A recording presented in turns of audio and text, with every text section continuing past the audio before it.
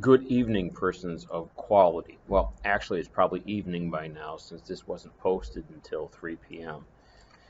But regardless, here's your first flip lesson on the introduction to Macbeth, and specifically after we've gone over Act 1, Scenes 1 and 2, some focus on where it is that you need to go with this material.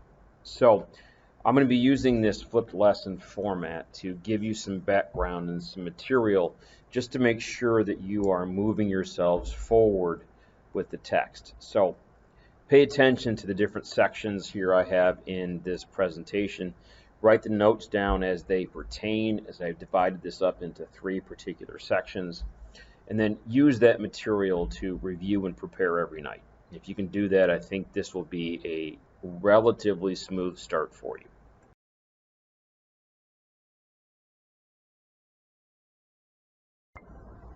Now that you've got some vocabulary for specific context, go to Act 1, Scene 3 in your text. And again, this is a return to the scene with the witches. And I think this is incredibly important because it lays out, again, the context for Macbeth, the prophecy, and how all this works. Now, I'm firstly only going to talk about, I think, the beginning and the setting with the witches, and not when Macbeth and Banquo officially show up to the witches. So we're going to keep it relatively short and simple.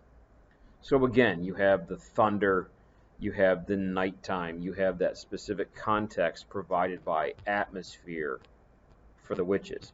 Now, if you remember at the beginning of Act 1, Scene 1, talked about the 3 fates, tied that to the witches, and I also talked about the chain of being and how those ideas all fit together. So please pay attention to that as you move forward. Even if the dubbing is off a little bit on my voice matching up, certainly make sure you have that information. So again, Scene 3 opens, thunder, enter 3 witches. And then this reference to the sailor's wife, which I think is incredibly important for foreshadowing and the idea of revenge sort of personified by the witches in this scene. So right around line 4, a sailor's wife had chestnuts in her lap and munched and munched and munched. Give me, quoth I, aroint thee, witch, go away, witch, the rump-fed Runyon cries. So we're not painting the sailor's wife in a very good picture here. Her husband's to Aleppo gone, master of the Tiger. So her husband is the captain of the ship, the Tiger. But look at what the witches say. Her husband's to Aleppo gone, master of the Tiger. But in a sieve, I'll shrink the sail. And like a rat without a tail, I'll do, and I'll do. In an act of revenge, the witch is going to take away the wind that blows the ship. It's the act of revenge that becomes a central theme in this as we go forward, which is why Scene 3 is so significant to our understanding of where this play is going at the beginning. And it goes, I'll give thee a wind, thou art kind, and I another. I myself have all the other, and the very ports they blow, all the quarters that they know, in the shipman's cart. So maybe it's not the idea of shrinking the sail and keeping it from moving. Perhaps it's the opposite, where they're going to blow him so far away from home. It's going to move the ship that he's going to wander and waste away forever.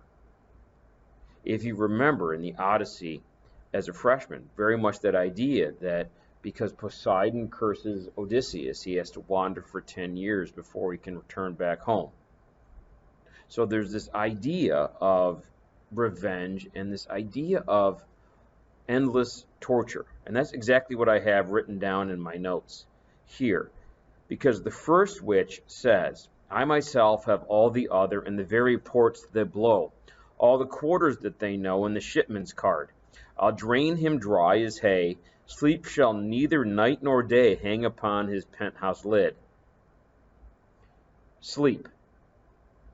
I'm mentioning this because I think the idea of sleeplessness is much more important. The idea that characters cannot sleep because they are emotionally tortured. Characters cannot sleep because they are emotionally tortured. Look at how this develops in the play and write down scenes, write down lines that might make this true, might make it make sense. Sleep shall neither night nor day hang upon his penthouse lid, his eyelids. He shall live a man forbid, weary 7 nights 9 times 9. Remember, 7 and 9 and 3 are all biblical numbers for eternity. So this person is going to be eternally tortured. Though his ship cannot be lost, it can't sink, it will be tempest tossed. Look what I have. So again, very, very significant scene here about torture and about this internal issue with conscience. It isn't that right now, but certainly we're going to see it moving in that direction. So again, this is Act 1, Scene 3, and again, continuing with the density that we're moving with. And then it goes on, and this is right around line 30. Where the third witch says, a drum, Macbeth hath come. So in the scene, the witches make this prophecy about torturing the sailor, and then Macbeth walks into the scene. I do not believe it to be accidental, so I would pay attention to that in your notes.